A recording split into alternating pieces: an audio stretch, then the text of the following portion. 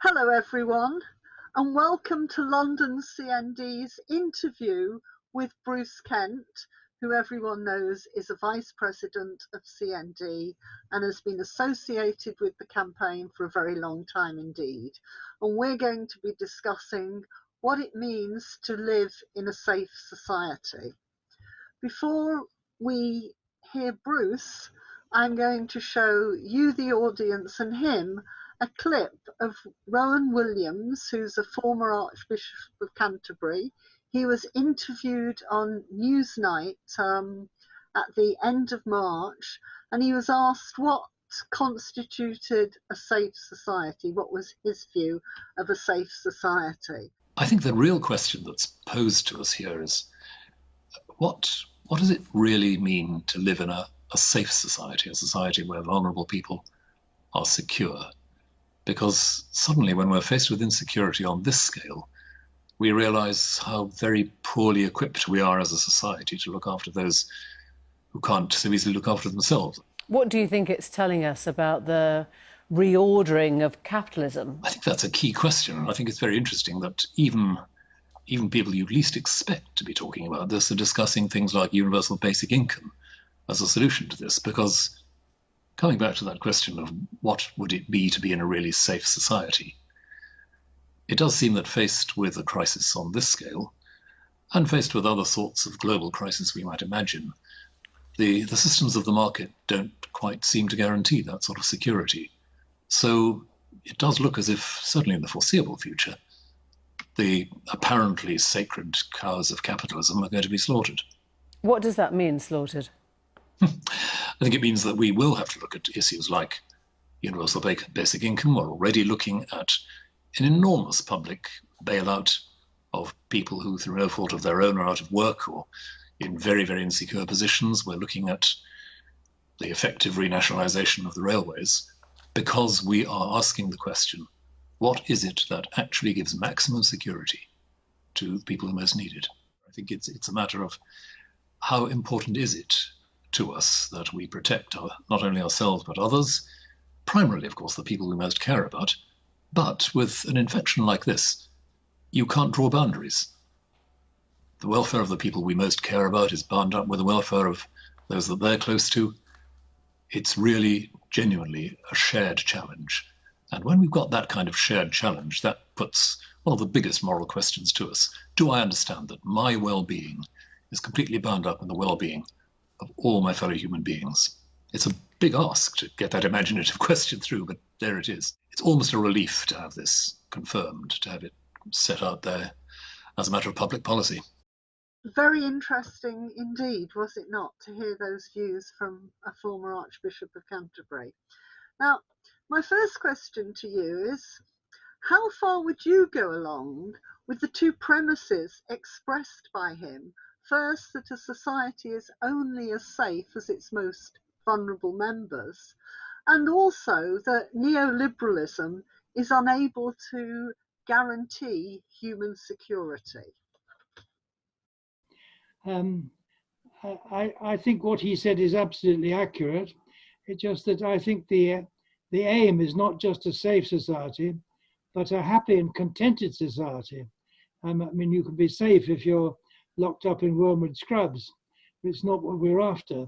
We want to have a society where people are able to fulfill themselves and live justly and equally with other people. So that's safe society plus a bit more, as far as I'm concerned.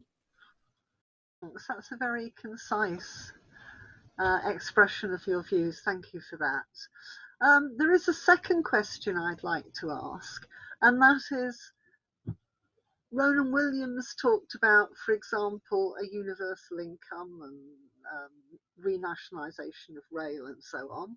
What would you say are the indispensable components of a safe society, the sort that you and I would like to live in?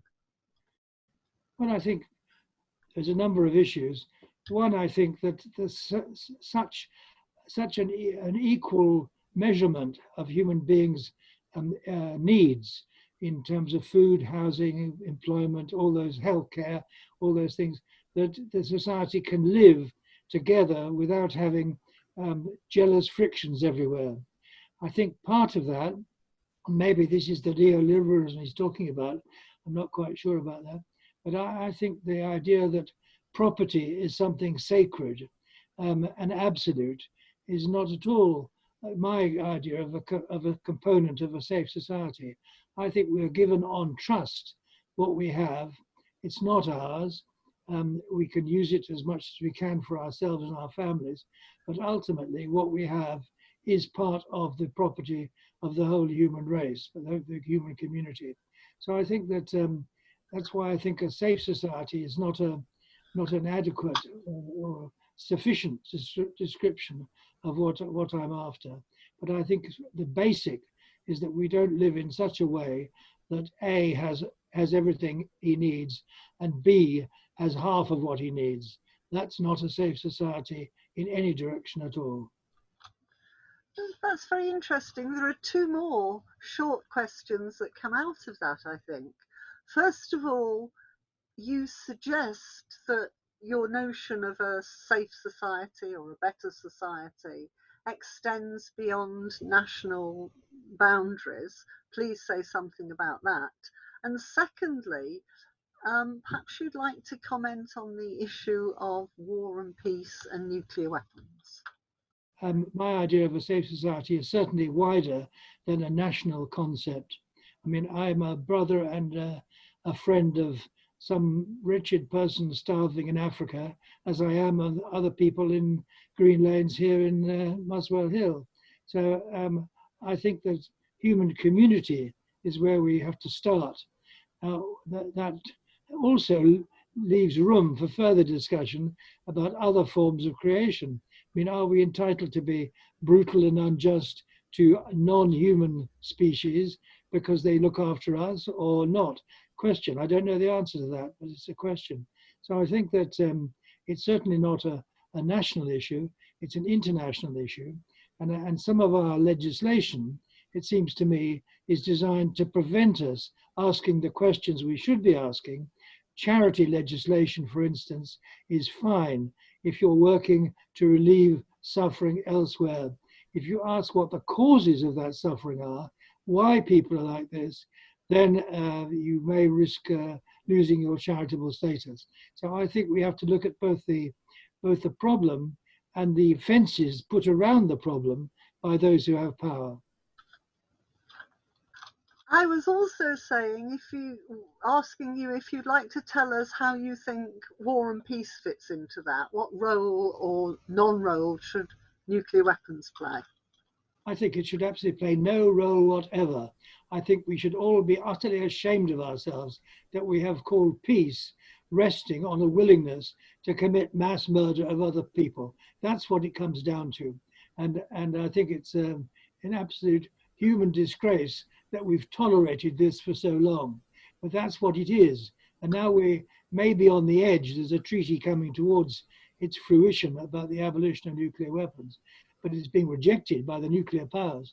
But I think that public opinion, especially in the nuclear powers, should be saying this is not a way to behave.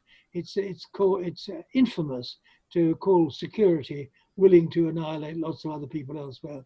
And I think we in Britain have a particularly strong responsibility because we're going around pretending to people that we have an independent so-called nuclear weapon. It's not independent at all. Entirely depends on the regular supply of American missiles on which to put warheads. So we're doubly compounding a fiction. Nuclear weapons don't bring security, and ours aren't even operable by ourselves. And I think it's time that we spoke up and demanded that the billions which are spent on nuclear weapons transferred to the real security needs of most of humankind, especially in this country where we live. Thank you very much indeed for that interview.